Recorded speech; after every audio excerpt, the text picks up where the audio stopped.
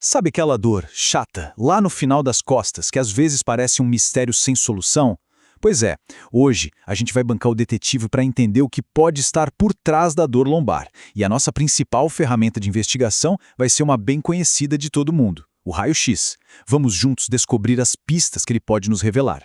É bom pensar nisso, né? Muitas vezes a dor não é só dor, é um recado do corpo, um sinal de que a estrutura que nos sustenta está precisando de um pouco de atenção.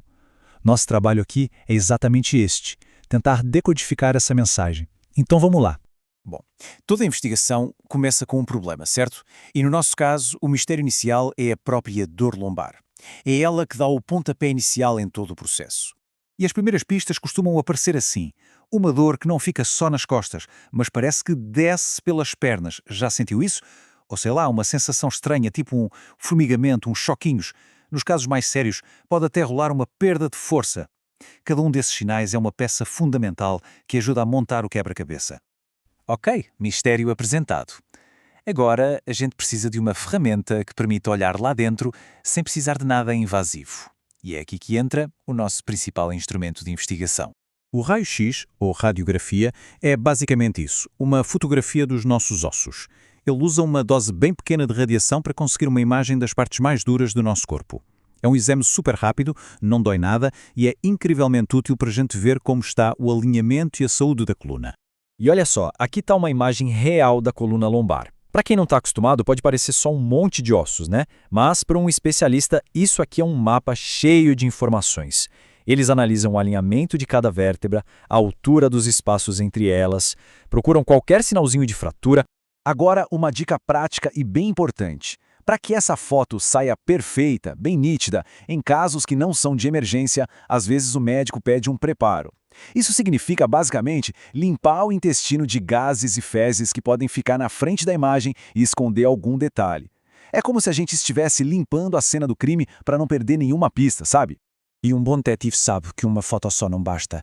É preciso olhar a cena de vários ângulos para ter a visão completa do que aconteceu. Com o raio-x, a lógica é a mesma. Para ter um panorama completo, a coluna é fotografada de vários jeitos. A visão de frente, ou AP, ajuda a ver desvios para os lados, tipo uma escoliose. A de perfil é essencial para checar o alinhamento, a curvatura e o espaço entre as vértebras. As oblíquas dão uma espiada num ângulo de 45 graus. E as dinâmicas? Essas são o teste de Fugo, imagens feitas com o corpo se dobrando e esticando, para ver se a coluna está estável quando se mexe. E agora um dos segredos mais legais da radiologia. Nessa imagem oblíqua, a combinação de algumas estruturas da vértebra forma uma imagem que parece, acredite, um cachorrinho da raça Scottish Terrier. Se os especialistas notam uma linha que parece uma coleira ou uma fratura no pescoço desse cãozinho, é um sinal clássico de uma condição chamada espondilose. Essa fraturinha por estresse pode causar muita instabilidade e dor, principalmente em atletas jovens. E quando pistas como essa do cão escocês aparecem, elas podem levar a gente a um diagnóstico mais específico. Vamos analisar um caso bem comum que essas pistas ajudam a resolver: a espondilolistese. Eu sei, o nome parece um trava-língua, mas se a gente quebrar a palavra, fica fácil. Vem do grego, spondylos significa vértebra e listesis, escorregamento. É literalmente isso, um escorregamento de vértebra. É quando um osso da coluna desliza para frente ou para trás em cima do osso de baixo, causando aquele desalinhamento e instabilidade. Essa é uma pergunta excelente. O raio-x é uma ferramenta poderosíssima, mas ele tem as suas especialidades. Será que ele consegue enxergar todas as peças do quebra-cabeça da dor lombar? E a resposta é não.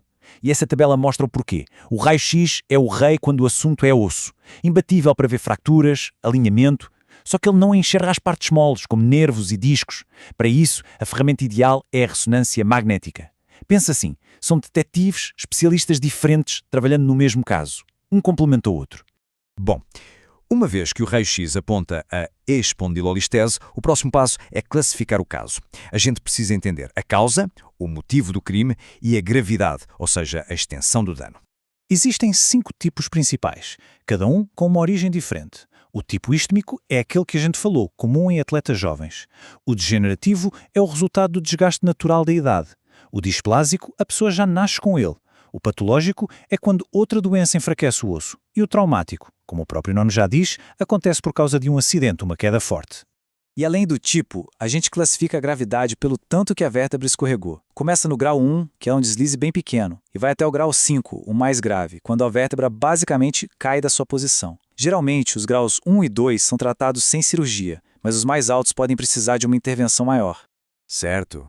Com um diagnóstico claro em mãos, o que vem depois? Porque um diagnóstico não é o fim da história, né? É o começo de um plano de ação. Na maioria das vezes, o tratamento começa de forma mais conservadora. Fisioterapia para fortalecer a musculatura que dá suporte para a coluna é a base de tudo. Infiltrações podem ajudar a controlar a dor.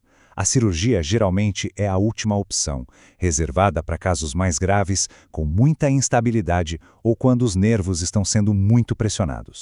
Mas olha, não importa qual tratamento seja escolhido, o objetivo final é sempre o mesmo. É um objetivo duplo, na verdade. Primeiro, aliviar a pressão sobre os nervos para acabar com a dor. E segundo, estabilizar a coluna para que ela volte a nos dar sustentação com segurança. E aqui, talvez, venha o recado mais importante de todos. A nossa coluna é uma estrutura incrivelmente complexa e delicada. Tentar se tratar por conta própria ou simplesmente ignorar os sintomas pode piorar muito as coisas. A orientação de um médico especialista é absolutamente essencial para ter o diagnóstico certo e o tratamento mais seguro e eficaz. Para fechar, vamos deixar uma reflexão no ar. Depois de entender tudo isso, a pergunta muda de o que está errado para como evitar que algo dê errado. Os nossos hábitos do dia a dia, a postura para sentar, para andar, para levantar um peso, será que eles estão protegendo a nossa coluna? Ou será que estão, aos pouquinhos, criando o próximo mistério que um raio-x vai precisar desvendar? Fica aí a reflexão.